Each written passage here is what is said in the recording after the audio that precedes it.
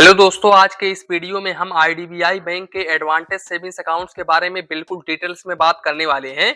अब देखो यहाँ पर कुछ आईडीबीआई बैंक के इंपॉर्टेंट फैक्ट्स को लेकर के बात करें तो भाई आईडीबीआई बैंक प्राइवेट सेक्टर का बैंक है। इसके अलावा भाई इनका मोबाइल बैंकिंग एप्लीकेशंस भी शानदार होता है। इस मोबाइल बैंकिंग एप्लीकेशंस को यूज कर सकते हो और इनके मोबाइल बैंकिंग एप्लीकेशंस के जरिए पेमेंट फेल्ड होने के चांसेस काफी कम होते हैं। दूसरी बात भाई आईडीबीआई बैंक डीआईसीसी से इंश्योर है। यहाँ पर आपका 5 लाख रुपए तक का अमाउंट बिल्कुल सुरक्षित होता है। अब हम आते हैं आईडीबीआई बैंक के एडवांटेज सेविंग्स अकाउंट्स के ऊपर। तो देखो सबसे पहले मैं आप लोग को बता दूं कि भाई इस सेविंग्स अकाउंट्स को आप ऑनलाइन भी ओपन कर सकते हैं और ऑफलाइन भी ओपन कर सकते हैं। ऑनलाइन अकाउंट ओपन करने के लिए आपके पास आधार कार्ड पैन कार्ड होना चाहिए। आधार कार्ड से मोबाइल नंबर लिंक होना चाहिए और आपका जो एज है वो 18 ईयर्स से लेकर के 70 ईयर्स के बीच में होना चाहिए। दूसरी बात भाई अगर आप ऑफलाइन अकाउंट ओपन करते हैं तो यहाँ पर अगर आपका एज 10 ईयर्स भी होता है तो भी आप माइनर अकाउंट ओपन करवा सकते हैं। डॉक्यूमेंट्स में सेम वही रहने वाला है। इसके अलावा भाई यहाँ पर मैं आप लोगों को बता दूं कि इस सेविंग्स अकाउंट्स के ऊपर आपको चेकबुक, पासबुक, एटीएम कार्ड वगैरह देखने को मिल जाता है। अगर आप ऑनलाइन अकाउंट ओपन करते हैं तो यहाँ पर आपको chequebook, passbook, ATM card welcome kit में देखने को मिल जाता है। हालांकि किसी किसी के पास में पासबुक नहीं आता है तो हो सकता है आपके पास में भी ना आए। तो अगर आपके पास में पासबुक नहीं आता है तो आप अपने ब्रांच में जाकर के पासबुक बहुत ही इजीली ले सकते हैं। अब दोस्तों यहाँ पर मैंने कुछ इंपॉर्टेंट फैक्ट्स के बारे में आपको बता दिया। अब यहाँ पर अगर हम इंटरेस्ट रेट को लेकर के बात करें तो आज के डेट में आईडीबीआई बैंक 2.50% से लेकर के 3% पर एनम का इंटरेस्ट रेट प्रोवाइड कर रहा है हर एक सेविंग्स अकाउंट्स के ऊपर। आपका कोई भी सेविंग्स अकाउंट आईडीबीआई बैंक में होता है तो आपको इतना इंटरेस्ट रेट देखने को मिल जाता है। दूसरी बात भाई अगर हम मिनिमम बैलेंस को लेकर के बात करें तो ग्रामीण लोकेशन पर 1000 रुपए, रूरल में 2500 रुपए, सेमी अर्बन में 5000 रुपए, अर्बन और मेट्रो सिटीज में 10,000 रुपए मंथली एवरेज बैलेंस मेंटेन करके चलना पड़ता है। अब यहाँ पर अगर आप इस मिनिमम बैलेंस को मेंटेन नहीं करते हो तो फिर आप जितना भी शॉर्टफॉल करते हो उस अमाउंट के ऊपर आपको 6% प्लस जीएसटी चार्जेस देना पड़ता है। मैं आपको बता दूं कि बेसिकली एक भाई साहब का कमेंट आ रहा था मेरे पास में जो पूछ रहे थे कि सर अगर मैं अपना मिनिमम बैलेंस मेंटेन ना करूं और मैं इस बैंक में एफडी करा लूं तो क्या मुझे मिनिमम बैलेंस के ऊपर कोई भी चार्जेस नहीं देना पड़ेगा? अगर मैं एफडी ओपन कर लूं तो क्या मुझे मिनिमम बैलेंस मेंटेन करके नहीं चलना पड़ेगा? तो भाई मैं आपको बता दूं कि आईडीबीआई बैंक इस तरीके का कोई भी टर्म कंडीशंस अपने सर्विस चार्जेस में नहीं बताया है। और मैंने कस्टमर केयर से भी बात किया तो उन्होंने भी सीधे सीधे ये कहा कि भाई उनको मिनिमम बैलेंस मेंटेन करके चलना ही चलना पड़ेगा। मैं आपको बता दूं कि अगर आप एफडी रखना चाहते हैं अपने सेविंग्स अकाउंट्स के ऊपर और आप चाहते हैं कि मैं एफडी रख लूं और फिर मुझे मिनिमम बैलेंस मेंटेन करके ना चलना पड़े तो फिर इस केस में आप आईसीआईसीआई या फिर एचडीएफसी बैंक को चूज कर सकते हो। इसके अलावा यहाँ पर एडवांटेज सेविंग्स अकाउंट्स के ऊपर आपको 20 पेज का चेकबुक पर फाइनेंशियल ईयर बिल्कुल फ्री ऑफ कॉस्ट में देखने को मिल जाता है। अब यहाँ पर अगर आप एक्स्ट्रा चेकबुक लेते हो तो फिर आपको 5 रुपए प्लस जीएसटी पर पेज का चार्जेस देना पड़ता है। साथ ही साथ भाई यहाँ पर आपको एसएमएस अलर्ट के ऊपर 25 पैसे पर एसएमएस चार्जेस देना पड़ता है प्लस जीएसटी। इसके अलावा अगर हम कैश डिपॉजिट को लेकर के बात करें तो यहाँ पर भाई आप अपने चाहे तो होम ब्रांच के जरिए कैश डिपॉजिट करो, चाहे तो नॉन होम ब्रांच के जरिए कैश डिपॉजिट करो। यहाँ पर आप एक महीने में 5 कैश डिपॉजिट बिल्कुल फ्री ऑफ कॉस्ट में कर सकते हो, यानी कि 5 बार कैश डिपॉजिट एक महीने में कर सकते हो।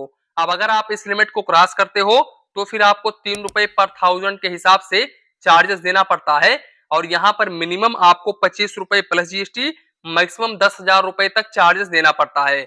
बाकी अगर हम कैश विड्रॉवल को लेकर के बात करें तो यहाँ पर भाई एक महीने में आप 3 कैश विड्रॉवल कर सकते हो, यानी कि 3 बार पैसे निकाल सकते हो।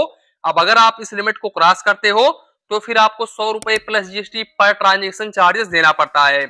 इसके अलावा अगर हम डुप्लीकेट पासबुक वगैरह को लेकर के बात करें तो यहाँ पर अगर आप डुप्लीकेट पासबुक वगैरह लेते हो तो आपको यहाँ पर 100 रुपए प्लस जीएसटी चार्जेस देना पड़ता है। साथ ही साथ अगर आप online transaction NEFT, RTGS, UPI वगैरह करते हो तो ये बिल्कुल फ्री ऑफ कॉस्ट होता है। यहाँ पर यूपीआई जैसे कि गूगल पे, फोन पे, पेटीएम वगैरह पर डे आप 1 लाख रुपए तक कर सकते हो। साथ ही साथ अगर आप ब्रांच के जरिए एनईएफटी करते हो तो फिर आपको यहाँ पर मैक्सिमम 25 रुपए प्लस जीएसटी और अगर आप आरटीजीएस करते हो तो मैक्सिमम आपको 49 रुपए 50 पैसे plus GST per transaction charges देना पड़ता है। इसके अलावा भाई अगर आप आईडीबीआई बैंक में डीडी वगैरह बनवाते हो तो यहाँ पर आपको 5000 रुपए डीडी के ऊपर, यानी कि 5000 रुपए तक का डीडी अगर आप बनवाते हो तो आपको 30 रुपए प्लस जीएसटी चार्जेस देना पड़ता है। और अगर आप 5,000 रुपए से लेकर के 10,000 रुपए तक का डीडी बनवाते हो तो यहाँ पर आपको 50 रुपए प्लस जीएसटी चार्जेस देना पड़ता है। और अगर आप इससे अधिक का डीडी वगैरह बनवाते हो यानी कि डिमांड ड्राफ्ट वगैरह बनवाते हो तो फिर यहाँ पर आपको 3 रुपए पर 1000 के हिसाब से चार्जेस देना पड़ता है। और मिनिमम आपको 50 रुपए प्लस जीएसटी, मैक्सिमम 10,000 रुपए तक का चार्जेस देना पड़ता है। साथ ही साथ भाई आईडीबीआई बैंक इस सेविंग्स अकाउंट्स के ऊपर यानी कि एडवांटेज सेविंग्स अकाउंट्स के ऊपर क्लासिक वेरिएंट का डेबिट कार्ड ऑफर करता है। वैसे आप जो भी डेबिट कार्ड चाहे वो डेबिट कार्ड ले सकते हो, लेकिन आईडीबीआई बैंक अपने तरफ से यही डेबिट कार्ड प्रोवाइड करता है। इस डेबिट कार्ड के ऊपर इशुएंस फीस आपको 150 रुपए प्लस जीएसटी देना पड़ता है।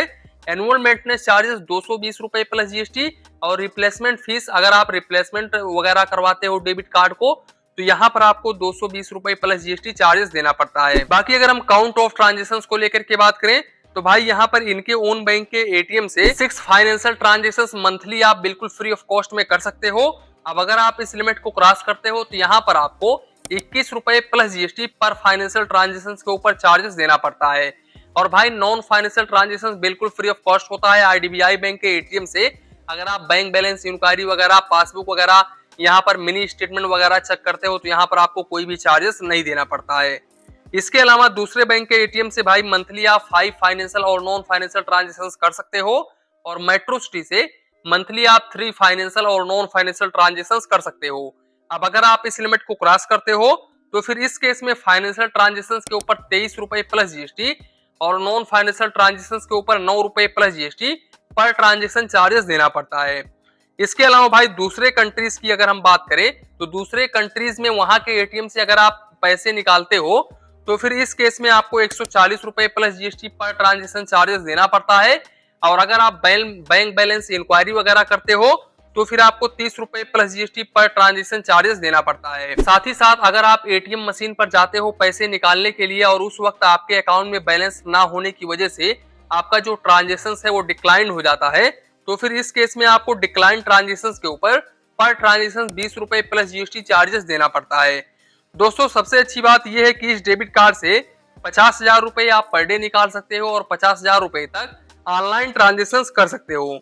इसके अलावा यहाँ पर आपको कार्डलेस कैश ट्रांजेक्शन का भी लिमिट देखने को मिलता है। यहाँ पर 10,000 रुपए तक का आप पर डे कार्डलेस ट्रांजेक्शन कर सकते हैं। इसके अलावा भाई एडवांटेज सेविंग्स अकाउंट्स की कोई भी लिमिट नहीं होती है। यहाँ पर कुछ लोग कमेंट करेंगे कि सर हम इस सेविंग्स अकाउंट्स में कितना बैलेंस रख सकते हैं, तो भाई इस सेविंग्स अकाउंट्स की कोई भी लिमिट नहीं है। और भाई आईडीबीआई बैंक काफी अच्छा बैंक है, आप इस बैंक में अपना सेविंग्स अकाउंट ओपन करवा सकते हो।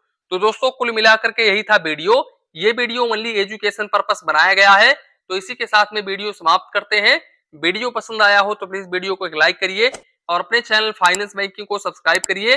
मन में कुछ डाउट हो, कंफ्यूजन हो तो प्लीज कमेंट करिए। धन्यवाद, मिलते हैं नेक्स्ट वीडियो में।